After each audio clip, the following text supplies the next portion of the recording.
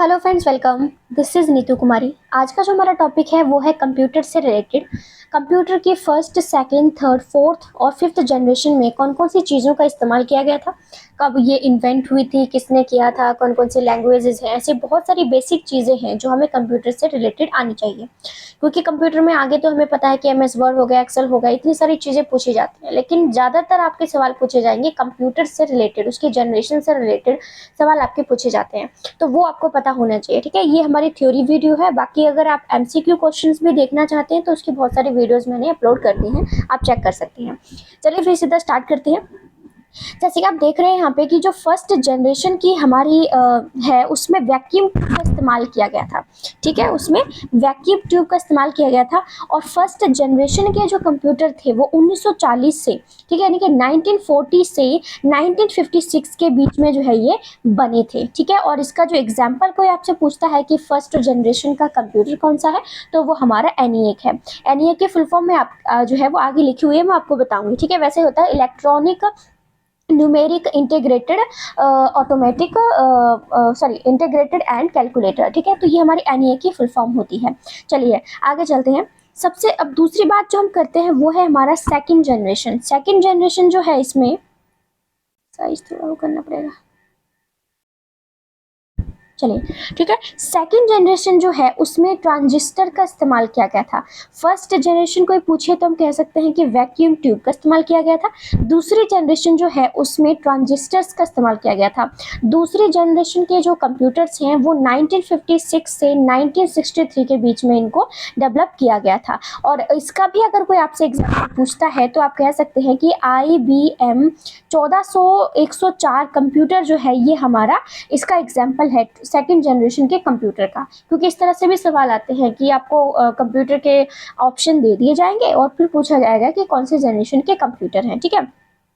तीसरे की हम जनरेशन की बात करें तो इसमें हमारा इंटीग्रेटेड सर्किट का इस्तेमाल किया गया था, ठीक है। इसको शॉर्ट फॉर्म में IC बोलते हैं, जिसकी फुल फॉर्म हो जाएगी हमारी इंटीग्रेटेड सर्किट, ठीक है। इंटीग्रेटेड चिप भी बोलते हैं कहीं पे, तो इंटीग्रेटेड सर्किट भी बोलते हैं। और ये जो बनाए गए थे ये 1964 से 1974 के बीच में थर्ड जनरेशन की जो टाइमिंग है वो हमारी आ जाती है।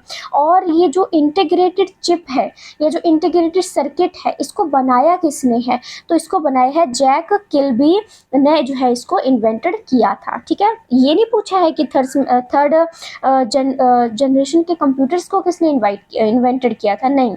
आपसे पूछा जा रहा है कि थर्ड जनरेशन के जो हमारी इंटीग्रेटेड सर्किट है उसको किसने इन्वेंट किया था, तो वो जैक किल्बी ने किया था, किल्बी, ठीक है। फोर्थ जनरेशन की बात करें तो फोर्थ जनरेशन की जो बात करें तो इसमें हमारा VLSI जो है इसका इस्तेमाल किया गया था, जिसकी फुल फॉर्म होती है वेरी लार्ज स्केल इंटीग्रेशंस, ठीक है, याद रखना। तो VLSI और माइक्रो प्रोसेसर जो हैं इनका इस्तेमाल किया गया था हमारे फोर्थ जनरेशन के कंप्यूटर में। और इसका जो इन्वेंशन हुआ था, ठीक है, इसका जो इन्वेंशन हुआ था वो 1971 से, ठीक है। इनका जो इन्वेंशन हुआ था वो हुआ था 1971 से 1980 हो जाएगा, ठीक है, याद रखिएगा। 1971 से 1980 के बीच में हमारा फोर्थ जनरेशन की जो कंप्यूटर थे इनको बनाया गया था। फिफ्थ जनरेशन की बात करें तो इसमें हमारा AI और ULSY जो है इसका इस्तेमाल किया गया था। AI की फुल फॉर्म होती है आर्टिफिशियल इंटेलिजेंस और ULSI की फुल फॉर्म होती है हमारी अल्ट्रा लार्ज स्केल इंटीग्रेशन, ठीक है। और ये हमारे 1990 से प्रेजेंट में हमारा, आपको पता है ये क्वेश्चन बहुत पूछा जाता है कि प्रेजेंट टाइम में हमारे कौन से जनरेशन के कंप्यूटर हम लोग इस्तेमाल कर रहे हैं, तो वो हमारा फिफ्थ जनरेशन का जो कंप्यूटर है ये इस्तेमाल कर रहे हैं। और अभी भी इसको बनाने में, इसमें चेंज करने में, सेटिंग करने में बहुत सारी चीज़ें अभी भी की जा रही है। ऐसा नहीं कि पूरी तरह से ये बन चुका है, अभी बहुत सारी चीज़ों की बनावट जो है इसमें की जा रही है, ठीक है। अब हम बात करेंगे इसमें, ये जो आप देख रहे हैं ना, इतना सा पोर्शन ही आप देख रहे हैं, इसमें इतने सारे आपसे क्वेश्चन जो है वो पूछे जा सकते हैं, ठीक है। वैक्यूम ट्यूब, ट्रांजिस्टर, ये कब इस्तेमाल किए गए थे, कौन से जनरेशन इस्तेमाल किए गए थे, ठीक है, कब जो है इनको बनाया गया था, एग्जाम्पल्स आपको मैंने यहाँ पे दिए हैं। इंटीग्रेटेड चिप की फुल फॉर्म बताई है, प्लस किसने बनाया ये भी बताया है, ठीक है। VLSI की फुल फॉर्म बताई है, कब बना था ये, ठीक है। तो ये सारी, इतनी सारी इंफॉर्मेटिव चीज़ें हैं जो हमें पता होनी चाहिए। छोटा सा लिखा हुआ दिख रहा है क्योंकि मैंने बहुत शॉर्ट फॉर्म फॉर्म में ही लिखने की कोशिश करी है, पूरी लाइन ही नहीं छपी है कि हाँ बहुत सारा लिखा हुआ हो तभी अच्छा लगता है, ऐसा नहीं ज़रूरी है, ठीक है। अब हम बात करेंगे लैंग्वेज की। First generation, second language, third, fourth और फिफ्थ जनरेशन जो है उसमें किन किन भाषाओं का इस्तेमाल किया गया था वो हम बात करते हैं, ठीक है। सबसे पहले हम बातचीत करेंगे इसमें फर्स्ट जनरेशन की। फर्स्ट जनरेशन जो है उसमें हमारा मशीन लैंग्वेज का इस्तेमाल किया गया था, ठीक है। मैंने इसको याद रखने के लिए बस ऊपर लिखा है कि MAHHN, आप इसको महन ये किसी भी तरह से याद रखने की कोशिश करें तो ठीक रहेगा, ठीक है। तो याद रखना फर्स्ट जनरेशन की जो कंप्यूटर थे उसमें मशीन लैंग्वेज का इस्तेमाल किया गया था। दूसरे लैंग्वेज की हम बात करें, दूसरे जनरेशन के कंप्यूटर में क्या हुआ था, असेंबली लैंग्वेज जो है इसका इस्तेमाल किया गया था। फिर तीसरे जनरेशन में आता है हमारा हाई लेवल लैंग्वेज। याद रखना थर्ड और फोर्थ ये ऐसे कंप्यूटर की जनरेशन्स हैं जिनमें हाई लेवल लैंग्वेज जो है उसका इस्तेमाल किया गया था, ठीक है। तो थर्ड जनरेशन जो है उसमें हाई लेवल लैंग्वेज का इस्तेमाल किया गया था। फॉर एग्जाम्पल हमारा इसमें जो मैंने लिखा है वो है फोर्ट्रॉन, ठीक है। तो फोर्ट्रॉन जो है इसकी फुल फॉर्म भी आगे मैंने लिखा हुआ है, वैसे मैं बता दूं कि इसको होता है हमारा फॉर्मूला ट्रांजिशन, ठीक है। तो ये हमारा अगर कोई पूछता है कि फोर्ट्रॉन जो है ये कौन से जनरेशन के कंप्यूटर में इस्तेमाल की गई भाषा है, तो ये हमारी थर्ड जनरेशन की आप एग्जाम्पल देंगे, है ये हमारी हाई लेवल लैंग्वेज, ठीक है। फोर्थ जनरेशन की बात करें तो ये इसमें भी हमारी हाई लेवल लैंग्वेजेस का ही इस्तेमाल किया गया था, जैसे कि C++ जावा, ठीक है। C++ जावा अगर कोई पूछता है कौन से जनरेशन के कंप्यूटर में इस्तेमाल की गई थी, तो ये हमारे फोर्थ जनरेशन के कंप्यूटर में इस्तेमाल की गई थी। और साथ साथ में कौन सी भाषा है, ये हमारी हाई लेवल लैंग्वेज है, ठीक है। फिफ्थ लैंग्वेज की बात करें तो ये हमारी नेचुरल लैंग्वेज का इस्तेमाल किया गया था, जिसे हम ह्यूमन लैंग्वेज भी कह सकते हैं, ठीक है। तो ये इतना आपने फर्स्ट जनरेशन के बारे में या जनरेशन्स के बारे में पढ़ा, फिर उसके हमने मशीन के बारे में बातचीत करी। अब ये आती है और ज़्यादा इम्पोर्टेंट चीज़, और वो है main input output devices used in, ठीक है। कौन कौन सी इनपुट और आउटपुट डिवाइसेस थी जिनका आपकी कौन कौन सी जनरेशन्स में इस्तेमाल किया गया था। सबसे पहले हम बात करते हैं फर्स्ट जनरेशन की। जो पहली जनरेशन थी उसमें इस्तेमाल किया गया था पेपर टेप और पंच्ड कार्ड। जो हमारे पंच कार्ड होते हैं ना, पंच्ड कार्ड, इसको क्योंकि डी लगा हुआ है इसलिए बोल रही हूँ, ठीक है।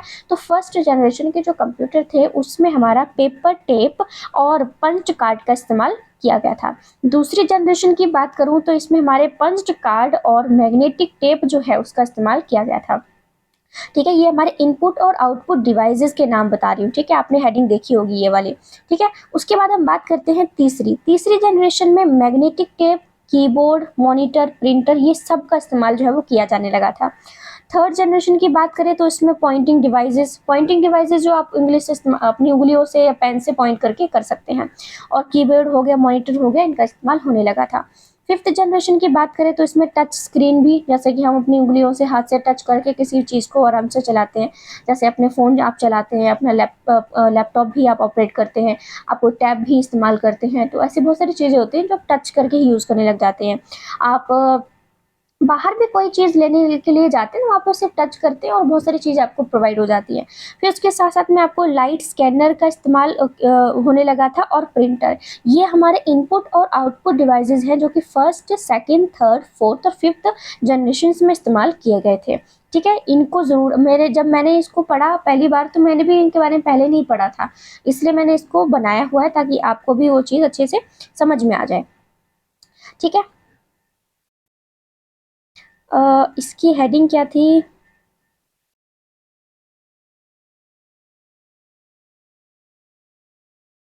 सच एज रोम रैम,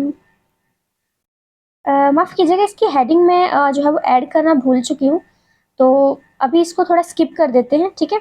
ऐसे तो मैं नहीं इसमें कर सकती, या फिर एक मिनट रुकिए मैं अभी बताती हूँ, शायद चलो इसे अभी हमें थोड़ा सा स्किप करना पड़ेगा। आगे हम बातचीत करते हैं कि जो एनालिटिकल इंजन कंप्यूटर है हमारे, ठीक है, इसको किसने जो है बनाया था, तो इसका राइट आंसर हो जाएगा चार्ल्स बेबेज, ठीक है। चार्ल्स बेबेज जो थे उन्होंने एनालिटिकल इंजन को जो है इन्वेंट किया था। दूसरा है फर्स्ट इलेक्ट्रॉनिक कंप्यूटर। पहला इलेक्ट्रॉनिक कंप्यूटर कौन सा है ये आप मुझे कमेंट करके बताएंगे, नहीं तो मैं आगे बताती हूँ आपको, ठीक है।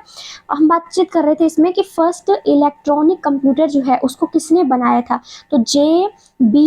एटनसॉफ जो है उन्होंने इसको बनाया था। ठीक है। उसके बाद हमारे पास आता है पंच कार्ड इंट्रोड्यूस। जो पंच कार्ड हम पहले भी पढ़ के हटे हैं, जो कि हमारे जनरेशन में फर्स्ट में सेकंड में यूज़ किया गया था, तो उसको किसने इंट्रोड्यूस किया था? तो इसको हरमन होली होलरिथ जो है, उन्होंने इसका इस्तेमाल किया था, इसको इंट्रोड्यूस किया था। आप इसको थोड़ा इस तरह से भी याद कर सकते हैं कि हमारे धर्मों में पंच कार्ड, हरमन थोड़ा हरि भगवान के नाम से जोड़ के आप इसको याद रखने की कोशिश कर सकते हैं। हमें तो याद रखने से मतलब है, ठीक है। उसके बाद अब बात करते हैं प्रोसेसिंग स्पीड ऑफ कंप्यूटर। ठीक है, अब देखो, अब जो हमारे जनरेशन के कंप्यूटर थे उनमें किस किस तरह से स्पीड कौन से जनरेशन में कितनी इस्तेमाल की जाती थी उसके बारे में बातचीत करते हैं। ठीक है, तो मैंने भी इसको इस तरह से लिख लिया है MMNP, यानी कि MNP। आप इस तरह से भी इसको याद रख सकते हैं। फर्स्ट जनरेशन के जो कंप्यूटर थे उसमें जो स्पीड होती थी कंप्यूटर्स की वो मिली सेकेंड्स में होती थी। दूसरे जनरेशन में होती थी माइक्रो सेकेंड्स में। तीसरे जनरेशन में नैनो सेकंड में होती थी और फोर्थ में हमारा पिको सेकंड में होती थी। ठीक है, तो मैंने इसको याद रखने के लिए लिखा है MNP, यानी M से शुरू होगा तो फर्स्ट होगा, दूसरा M भी सेकंड पे जाएगा और N जो आएगा अपना तीसरे जनरेशन में यानी कि नैनो सेकंड को बताएगा और जो P आएगा वो आपका पिको सेकंड यानी कि फोर्थ जनरेशन को आपको शो करेगा। ठीक है, अब देखिए यहाँ पे मैंने कुछ इन्फो ये भी लिखी हुई है, फुल फॉर्म्स लिखी हुई हैं जो कि हमारी ऑफ कोर्स सबसे पहले यही पूछी जाती हैं कंप्यूटर में। ठीक है, सबसे पहले हम जो है बात करेंगे वो है हमारा यूनिबैक का। यूनिबैक जो है इसकी फुल फॉर्म क्या होगी? यूनिबैक की फुल फॉर्म होती है यूनिवर्सल ऑटोमेटिक कंप्यूटर। ठीक है, यानी कि UN। ठीक है, UNIV। ये जो है ये तो हमारा मिलकर बना रहा है पूरा यूनिवर्सल। बाकी A से हमारा बनेगा ऑटोमेटिक और C से तो हमारा कंप्यूटर बन ही जाएगा। ठीक है, याद रखिएगा। तो यूनिवैक जो है इसकी फुल फॉर्म होती है यूनिवर्सल ऑटोमेटिक कंप्यूटर। अब हम बात करते हैं इसके बारे में। ठीक है, इसके बारे में बातचीत करेंगे। ये हमारा आता है ENIAC कंप्यूटर। ENIAC कंप्यूटर जो है इसकी फुल फॉर्म हम बताएंगे। ठीक है, मैंने आपको सबसे पहले बताया था कि जो ENIAC है ये कौन से जनरेशन का कंप्यूटर है। तो ये कौन से जनरेशन का है? ये हमारी फर्स्ट जनरेशन का कंप्यूटर है। अब हम बात कर रहे हैं इसकी फुल फॉर्म का, तो इसकी फुल फॉर्म बनेगी हमारी electronic numeric integrated and calculator, जिसको मैंने यहाँ पे सही फॉर्म में लिखा है। ठीक है, एनईए की फुल फॉर्म होती है electronic numeric integrated and calculator. ठीक है, और इसको डिज़ाइन किसने किया था ये भी आप पढ़ लीजिए। इसको डिज़ाइन किया था दो लोगों ने। ठीक है, इसको डिज़ाइन किया था दो लोगों ने। एक हमारे रहते हैं जॉन माउकली या चली जिस तरह से आप इसको प्रोनाउंस करें।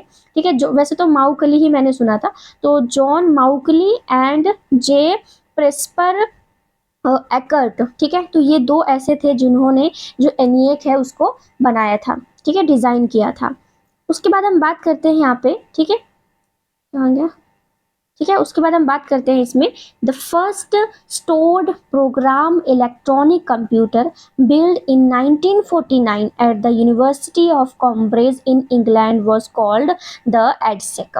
ठीक है, ये सवाल आपको बहुत ज़्यादा इंपॉर्टेंट है तो आपने ज़रूर इसको याद रखना है। इस तरह का सवाल अभी पूछा जा सकता है, पूछा गया है कि 1949 में पहला स्टोर्ड प्रोग्राम इलेक्ट्रॉनिक कंप्यूटर बनाया गया था university of Cambridge in England में, तो वो कौन सा था? ठीक है, तो वो था हमारा क्या था?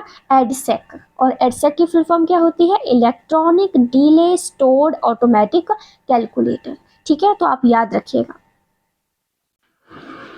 उसके बाद आता है हमारा EDUAC इलेक्ट्रॉनिक। हाँ, ये कुछ डेफिनेशन फुल फॉर्म है जो मैंने आपको यहाँ पर बतानी है। ठीक है, सबसे पहले हम बात करेंगे हमारी EDUAC की। अभी मैंने ऊपर जो किया था ना वो हमारा EDSEC था। ठीक है, EDSAC EDSEC था, जिसकी फुल फॉर्म क्या थी हमारी? Electronic delay stored automatic calculator था। ठीक है, अब यहाँ पे हम बात करते हैं EDVAC की। EDVAC की फुल फॉर्म होती है electronic discrete variable automatic computer. और फोर्ट्रान आपकी कौन से जनरेशन की भाषा है? मैंने आपको सबसे पहले ही बताया था। जो फोर्ट्रान है आपकी कौन से जनरेशन की भाषा है बताइए? तो ये हमारे थर्ड जनरेशन की भाषा है। ठीक है, और इसकी फुल फॉर्म होती है फॉर्मूला ट्रांसलेशन। ठीक है, इसकी फुल फॉर्म होती है फॉर्मूला ट्रांसलेशन। ठीक है, फॉर्मूला ट्रांसलेशन। ठीक है, तो यहाँ पे आप देख सकते हैं, यहाँ पे मैंने लैंग्वेज की बात करी थी तो ये देखिए। ठीक है, थर्ड जनरेशन की हाई लेवल लैंग्वेज है हमारी फोर्ट्रान। ठीक है, मैं आपको यहाँ पे दिखा भी दिया। अब हम बात करते हैं इसमें ठीक है, ये दो बता दी मैंने। अब हम और की बात करेंगे जो हमारे फुल फॉर्म आ जाती है, तो वो है मेन फ्रेम कंप्यूटर की हम बात करें तो मेन फ्रेम कंप्यूटर जो होते हैं ये हमारे बैंकिंग में, रेलवेज में और एयरलाइन में इस्तेमाल किए जाते हैं। ये ऐसे कंप्यूटर हैं, या फिर यूँ कहूँ कि ऐसा हमारा सवाल है जो आपसे ज़रूर पूछा जाता है। ठीक है, इसी के पीछे पड़ा हुआ एग्जामिनर, मुझे नहीं पता क्यों है, बट ये पूछता है कि कौन सा कंप्यूटर है। जैसे आपको पता है मिनी कंप्यूटर होते हैं, मेन सॉरी पहले हमारे मेन फ्रेम आते हैं, मिनी कंप्यूटर आता है, माइक्रो आता है, ठीक है, सुपर कंप्यूटर भी आते हैं। तो इस तरह के बहुत सारे कंप्यूटर की आपकी सीरीज भी आपको याद करनी पड़ेगी। ठीक है, तो पूछा जाता है कि बैंकिंग, रेलवे, एयरलाइंस में कौन से कंप्यूटर इस्तेमाल किए जाते हैं, तो वो हमारे मेन फ्रेम कंप्यूटर का इस्तेमाल किया जाता है। ठीक है, फिर है इंडियन स्टैटिस्टिकल इंस्टीट्यूट कलकत्ता 1955। ठीक है, तो इसमें क्या हुआ था, इन्होंने India's first computer installed, India का पहला कंप्यूटर जो है वो कहाँ पर इंस्टॉल किया गया था, कब इंस्टॉल किया गया था, तो वो इंडियन स्टैटिकल इंस्टीट्यूट कलकत्ता 1955 में हमारा इंडिया का पहला कंप्यूटर जो है उसको इंस्टॉल किया गया था। ठीक है, उसके बाद आता है हमारा इसमें कुछ और फुल फॉर्म्स आ जाती हैं। ठीक है, देखो कंप्यूटर में ज़्यादातर आपको फुल फॉर्म्स भी पूछी जाएंगी, इसलिए जो इंपॉर्टेंट है, जो आपको नहीं करवाई जाती हैं ज़्यादातर, CD, DVD, इन्हीं की फुल फॉर्म आपको हर वीडियो में देखने को मिलेगी, लेकिन ये वाली चीज़ें नहीं मिलेंगी, क्योंकि आप क्या कर रहे हो, आप कोई एंट्रेंस एग्जाम नहीं दे रहे हो, आप जॉब के लिए प्रिपेयर कर रहे हो, तो आपको उसी लेवल का थोड़ा कंप्यूटर जो है उसकी फुल फॉर्म्स वगैरह को प्रिपेयर करना पड़ेगा। ठीक है, प्रिपेयर करना पड़ेगा। अब हम बात करते हैं CISE। CISE की फुल फॉर्म होती है complex instruction set computer. Complex instruction set computer इसकी फुल फॉर्म होती है, और ये वाला भी कंप्यूटर बहुत ज़्यादा इंपॉर्टेंट है, जिसकी फुल फॉर्म हमारी आ जाएगी extended binary coded decimal interchange code. ठीक है, इसकी ये डेफिनेशन है, सॉरी इसकी फुल फॉर्म है India's first computer installed in 1955, जैसे कि मैंने अभी ऊपर बताया था, इंस्टीट्यूट का नाम भी बताया था, और इस तरह से भी क्वेश्चन सीधा ये क्वेश्चन आया था, वही मैंने यहाँ पे लिखा हुआ है कि इंडियाज़ फर्स्ट कंप्यूटर इंस्टॉल कब किया गया था, तो 1955 में किया गया था। कहाँ किया गया था, कलकत्ता में किया गया था। ठीक है, उसके बाद है MSI की फुल फॉर्म क्या है, तो उसकी फुल फॉर्म होती है मीडियम स्केल इंटीग्रेटेड सर्किट। ठीक है, मीडियम स्केल इंटीग्रेटेड सर्किट इसकी फुल फॉर्म होती है। ठीक है, तो ये हमने आज के लिए इतना काफ़ी सारी चीज़ें करी हैं अगर आपको देखा जाए तो, क्योंकि कौन कौन सी वैक्यूम ट्यूब कौन से जनरेशन में यूज़ की गई, कब बनाया, इसका एग्जाम्पल क्या है, लैंग्वेजेस कौन कौन सी जनरेशन में इस्तेमाल की गई, इनपुट आउटपुट कुछ न्यू होगा आपके लिए जहाँ तक मैं कह सकती हूँ। ठीक है, और इसकी मैं हेडिंग अभी बाद में इसको नेक्स्ट वीडियो में ऐड कर दूँगी। ये वाले इंपॉर्टेंट क्वेश्चन है, स्पीड भी आपको जनरेशन के हिसाब से मैंने बता दी, कुछ इंपॉर्टेंट फुल फॉर्म किसने इन्वेंट किया था, तो ऐसे बहुत सारी चीज़ें हैं जो मैंने यहाँ पे आपको न्यू बताई हैं जहाँ तक मैं कह सकती हूँ। ठीक है, क्योंकि ज़्यादातर हम बेसिक में बहुत ही सिंपल सिंपल सी ही जो फुल फॉर्म्स होती हैं या जो नॉलेज होती है उसी को ही पढ़ा रहे होते हैं, तो आपने इस चीज़ को भी पढ़ना है, वो चीज़ भी पढ़नी है, साथ साथ में ये भी पढ़ना है। ठीक है, तो आई होप आपको अच्छे से समझ में आया होगा, और बाकी इसके जो MCQ क्वेश्चंस वगैरह हैं वो मैं पहले अपलोड कर चुकी हूँ, तो आप चेक कर सकते हैं। ठीक है, बाकी यहाँ से थ्योरी पढ़ लेना, फिर वहाँ से MCQ क्वेश्चन, तो आपका काफ़ी हद तक जो है वो सेट हो जाएगा, आपको समझ में आ जाएगा। तो आई होप आपको अच्छा लगा हो। So thank you so much friends, और अच्छा लगे तो मुझे कमेंट करके बताइएगा, बुरा लगे वो बता देना, कोई टेंशन नहीं, मैं सुधार कर लूँगी आगे उसमें। ठीक है, तो बाकी ठीक है, सब्सक्राइब कर लेना चैनल को, और वीडियो को लाइक कर देना, शेयर कर देना। So thank you so much friends, thank you.